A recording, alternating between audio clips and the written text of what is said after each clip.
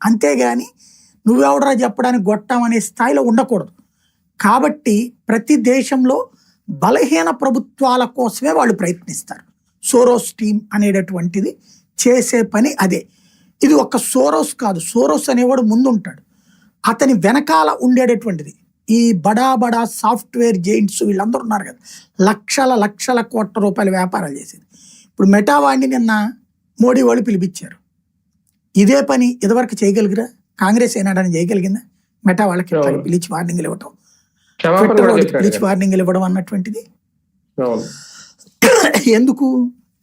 అప్పుడు పిలిస్తే గనక అమెరికా ఒప్పుకోదు. వాస్తవంగా అమెరికాకి సరెండర్ అయ్యింది కాంగ్రెస్. అమెరికా చెప్పినట్టు ఇప్పుడు యోగేంద్ర యాదవ్ అనేవాడు ఉన్నాడు, అతనితో పాటుగా ఈ డీప్ స్టేట్ ద్వారా ఫండింగ్ పొందే సంస్థలలో 3 సంస్థల వాళ్ళు ఉన్న కమిటీ, సోనియా గాంధీ నాయకత్వం, సోనియా గాంధీతో పాటుగా ఒక 10-12 మంది మేధావులు, అందులో 3-4 సోరోసోళ్ళు టీమోళ్ళే.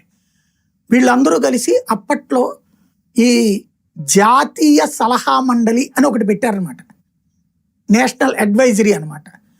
వాళ్ళు ఏ నిర్ణయాలు తీసుకుంటారో అది మాత్రమే మన్మోహన్ సింగ్ అమలు చేయాలి ఆ రోజున. మీరు ఒక్కసారి అప్పుడు విజువల్స్ చూస్తే, ఇప్పుడు చైనా అధ్యక్షుడు వచ్చాడు, లేకపోతే ఇంకో దేశానికి సంబంధించిన ప్రధానమంత్రి వచ్చాడు, ఆ దేశానికి సంబంధించిన ప్రధానమంత్రి అధ్యక్షుడు వచ్చినప్పుడు మన దేశం తరపున ఎవరు రిసీవ్ చేసుకోవాలి? మన్మోహన్ సింగ్ రిసీవ్ చేసుకోవాలి. కానీ సోనియా గాంధీ రిసీవ్ చేసుకునేది, మన్మోహన్ సింగ్ని పరిచయం చేసేది ఇదిగో ఈయన అని చెప్పేసి, కేంద్ర మంత్రిని పరిచయం చేసేది ఈయన అనేసి. అంటే ఏంటి?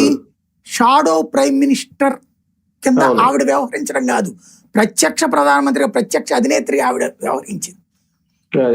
ఎందుకు చేయించారు? ఆమెకి ఎందుకు ఆ ఛాన్స్ ఇచ్చారు వీళ్ళు? ఎందుకు ఇప్పించారు వీళ్ళు అంటే, ఆమెకి ఒక మెసేజ్ డీప్ స్టేట్ నుంచి ఇది వచ్చింది. ఇప్పుడు కాంగ్రెస్లో అధిష్టానం అంటుంటారు చూడండి, అధిష్టానం చెప్పిందంటే మూసుకుని పనిచేసేయాలి వాళ్ళు, లేకపోతే పార్టీ నుంచి పక్కన పెడతారు.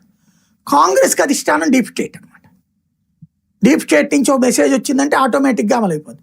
ముంబైలో పేలుళ్ళు జరిగినాయి. ముంబైలో పేలుళ్ళు జరుగుతుంటే రాహుల్ గాంధీ గారు ఎక్కడో డ్యాన్స్ ఆడుకుంటున్నారు.